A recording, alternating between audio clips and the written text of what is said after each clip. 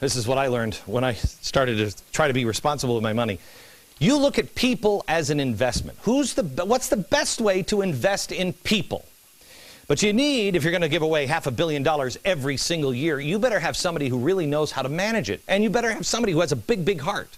Who is the person to head up your charitable arm, Mr. Soros? Well, he found, he's just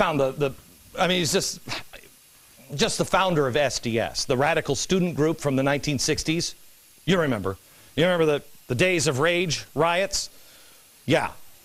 Yeah. And the spin-off group, the Weather Underground. Yeah. Just the guy who started this stuff, that's who heads the charitable arm. It's almost like subversive activities are kind of fun to Mr. Soros under the cover of humanitarian aid. So OSI spreads the money all over the country. But I'm sure the head of OSI, he's probably changed. One of the things that OSI funded was the shadow conventions in 2000. It funneled 1/3 of the shadow convention, who was hosted here. I mean, unless you were an avid, C-SPAN watcher, you probably don't remember them. But it was an attempt to, as they put it, focus on the issues that the parties just won't touch. Issues like campaign finance reform. Wait a minute. Last night, campaign finance reform. Now, that's a good humanitarian thing, isn't it? Seriously, that's going to feed a lot of children. Campaign finance reform. Remember we said that he spent over $100 million to get campaign finance reform. And what happened? Oh, yeah, I remember. It led to the boom in 501c3s, like MoveOn.org or Media Matters or any of the other things that he seems to fund. They can take in as much money as they want. And now all of those political organizations are controlled by George Soros. But remember, it's humanitarian. One of the organizers of the Shadow Convention was Arianna Huffington, which is now getting the Huffington Post money from George Soros to be able to hire reporters. Isn't that great? She was introducing here in 2000 at the Shadow Convention. She was introducing somebody else, another guest speaker, another co-organizer of the event. Watch. We're now moving to the second issue of the Shadow Convention, the persistence of poverty in the middle of our prosperity. And it gives me great pleasure to welcome one of our conveners, the Reverend Jim Wallis, the head of the Call to Renewal, a new coalition of churches to fight poverty, and the editor of Sojourners magazine. Oh. He's also been a mentor and an inspiration to me. So get ready to be inspired. Jim Wallis. Praise Jesus. Jim Wallis. Sojourners. Faith, politics, culture. That's right. Sojourners, didn't he get a bunch of money recently to help boycott me? That's right. I remember him now. And Sojourners, another group funded by OSI. George Soros, an atheist, dumping a whole bunch of money into a Christian organization. Well, that almost doesn't make sense. Oh, but it's humanitarian. Kind of makes you question the motives, though, doesn't it? Of course, it doesn't take long to see that his attraction to Jim Wallis is because he's a big government progressive. The solution is not with the people in the churches. It is get everybody into the government. He's infiltrating the churches. You see how this works? I know. I'm sorry, Mr. Soros. It's just humanitarian aid. Step number 2 is to control the airwaves. Has George Soros done this at all? Well, open society, it's very innocent here. And it's pure as the driven snow. Recently donated $1.8 million so that NPR could hire new journalists. Do we have the NPR thing? Yeah, they just $1.8 million so they could hire 100 journalists. And then Soros wrote a $100 million check to Media Matters to go along with, $1 million to go along with NPR, which was great. Their stated goal, by the way, what got him to write that was they were going to get me off the air and then destroy Fox. Isn't that great? By the way, he gave that $1 million and all that money after we were threatened. We were given a gift by Mr. Soros, and they realized that I wouldn't shut up. I wouldn't stop. And so then he decided, well, I guess I'm going to have to destroy him another way. million also to the teapartytracker.org. Teapartytracker.org. This is a website that they developed with the NAACP's media staff. It's supposed to expose the intolerant element of the Tea Party. Then the NAACP takes its content and collaborates with Think Progress, another Soros-funded group, along with Media Matters, and there you go. The next 3 steps? Next.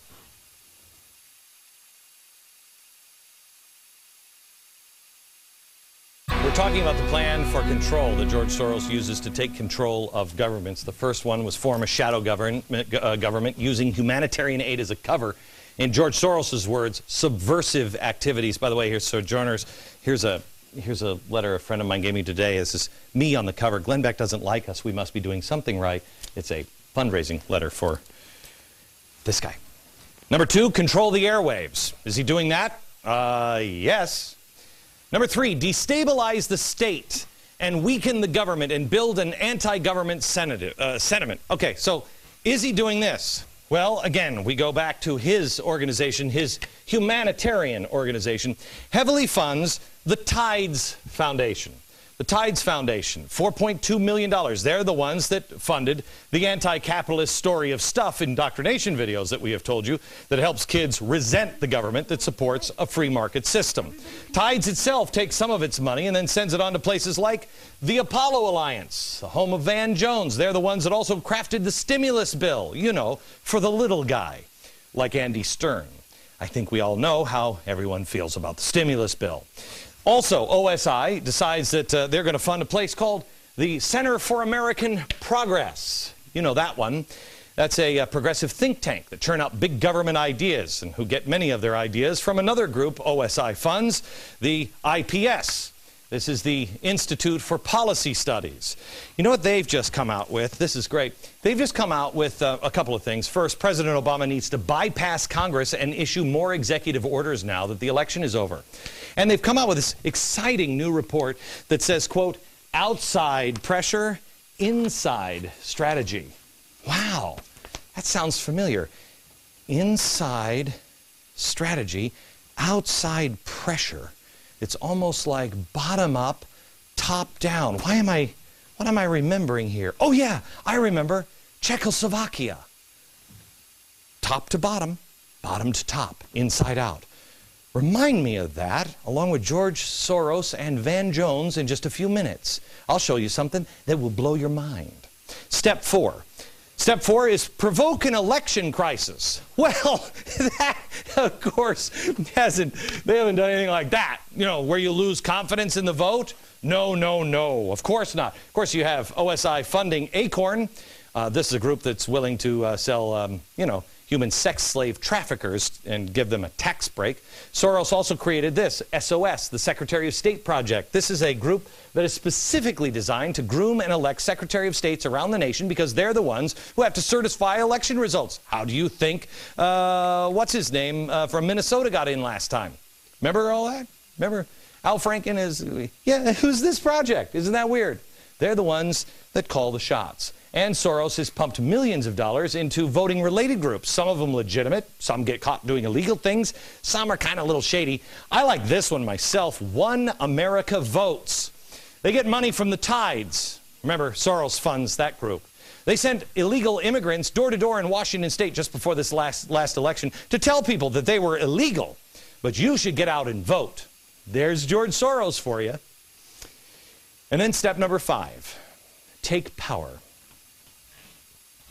Take power. This one is kind of hand in hand with staged demonstrations. This one's about to come. We've already seen the beginnings of it.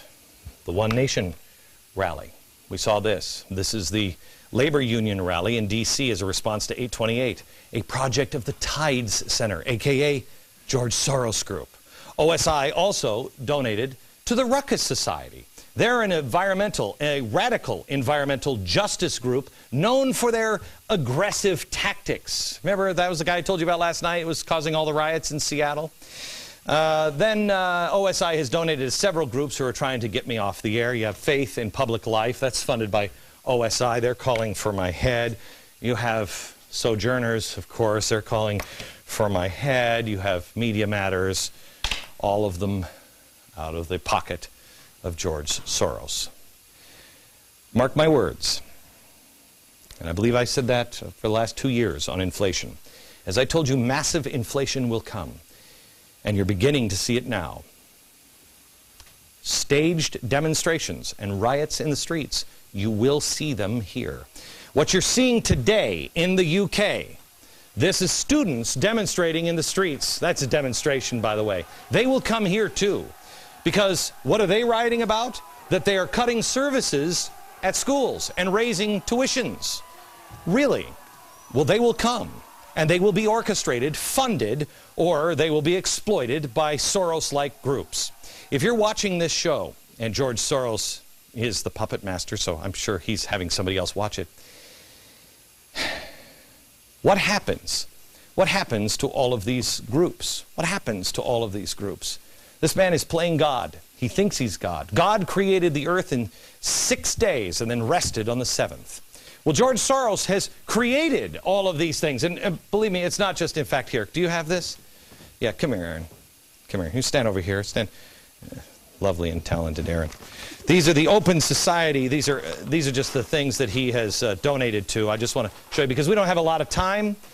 So I just wanted to show you the list. These are the list of the organizations that are involved, you know, in these 5 steps. And we wrote it out for you. But I just wanted to show you that it's no big deal. It's not like you're overpowered or anything like this. There's more. This is less than half of them. But other than that, there's nothing to see here. Just move on with your lives. Nothing to see here, folks. All right, I want to show you some video that has been bothering me for a while, and I mentioned it at the top of the hour and also yesterday. I think this will tie things together. I hope it does if you've watched both episodes. First one is from Bertha Lewis. She's in front of a bunch of young socialists of America, and here's what she says. Organize, get out into the street. You really have got to circle the wagons. This is not rhetoric or hyperbole. This is real. She talks in here about how these Tea Partiers are going to come and get you. This is just like when they rounded up the Japanese. I mean, it's quite a stirring speech. That bothered me. That really bothered me. Because I do believe take power is the next step here. Stage demonstrations. Riots, they need trouble. But something bothered me even more. In the summer, Van Jones cloaked a message here in peace and love, and it stuck out to me. I want you to listen to what he says. You handle the top down, but it's also bottom up and inside out. Top down, bottom up, and inside out. So now your challenge as you leave here, our challenge, is to take care of that bottom up part and that inside out part, the heart part. The heart part. That's what did it for me. He said the heart part. I'm like, there's something wrong here. But I didn't know what this meant. This is a tried and true technique that communists use to crush people of a nation between the members of a government at the top. Remember, he said, you've taken care of the top part. What does that mean? You put the right radicals in power. You've taken care of the top part. Then they get the radicals at the bottom to cause chaos. If you don't believe me, that's fine. I tell you, don't take my word for anything. You go ahead and look it up yourself. Let me take you back to where I took you at the beginning of this program, Czechoslovakia. I only told you half the story of what the Czechoslovakians thought was happening to their country in the late 1940s.